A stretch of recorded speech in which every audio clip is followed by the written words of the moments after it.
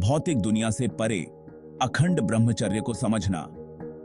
अक्सर लोग अखंड ब्रह्मचर्य को सिर्फ शारीरिक ब्रह्मचर्य समझ लेते हैं, लेकिन सनातन धर्म में ये एक बहुत ही गहरा कॉन्सेप्ट है जो इस सीमित समझ से कहीं आगे तक फैला हुआ है। ब्रह्मचर्य शब्द ही अपने आप में एक गहरे अर्थ की ओर इशारा करता है। ब्रह्म यानी परम सत्य और चर्य यानी आचरण करना।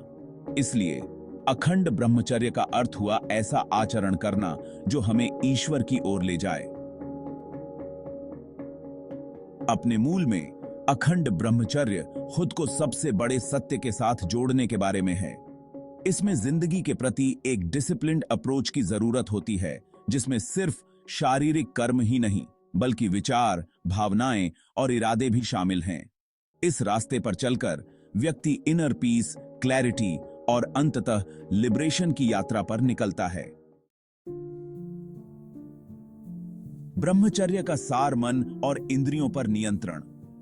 इंद्रियां दुनिया का अनुभव करने के लिए जरूरी हैं, लेकिन ये ध्यान भंग कर सकती हैं।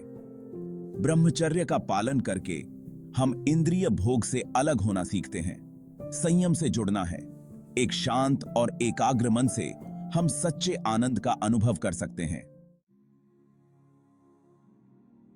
आध्यात्मिक उन्नति के लिए ऊर्जा का संचय। हर इंसान के पास एक सीमित मात्रा में ऊर्जा होती है, जिसे योग परंपराओं में अक्सर प्राण कहा जाता है। जब हम ज्यादा इंद्रिय भोग में लिप्त होते हैं तो हम इस ऊर्जा को नष्ट कर देते हैं, जिससे हम थका हुआ और अधूरा महसूस करते हैं।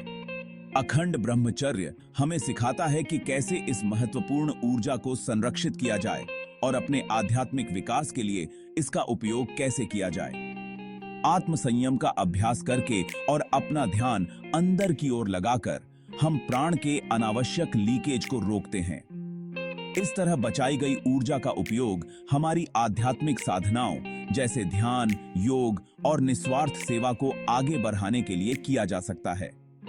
ऊर्जा का यह अपवर्ड फ्लो हमें अपनी सीमाओं को पार करने और चेतना की उच्च अवस्थाओं तक पहुंचने का अधिकार देता है।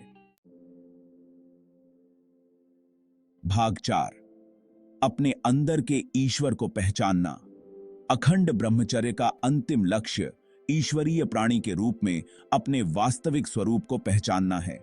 हम केवल भौतिक शरीर नहीं हैं, बल्कि आध्यात्मिक प्राणी हैं।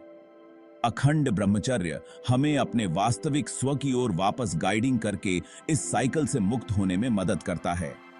मन के उतार चढ़ाव को शांत करके हम उस दिव्य चिंगारी को देखना शुरू करते हैं जो हमारे और पूरी सृष्टि के भीतर रहती है। भाग 5, आंतरिक पवित्रता और ज्ञान का विकास करना। अखंड ब्रह्मचर्य का अभ्यास आंतरिक पवित्रता और ज्ञान की ओर ले जाता है। जब हम अपने शरीर, मन और आत्मा को शुद्ध करते हैं तो हम ज्ञान को ब्लॉसम करने के लिए एक उपजाऊ जमीन तैयार करते हैं। जैसे जैसे हम अपनी ईगो ड्रिवन इच्छाओं और मोह से अलग होते जाते हैं, वैसे वैसे हमें वास्तविकता की प्रकृति के बारे में क्लैरिटी और अंतर्दृष्टि प्राप्त होती है। यह ज्ञान केवल बौद्धिक ज्ञान नहीं है, बल्कि एक गहरी समझ है जो प्रत्यक्ष अनुभव से उत्पन्न होती है।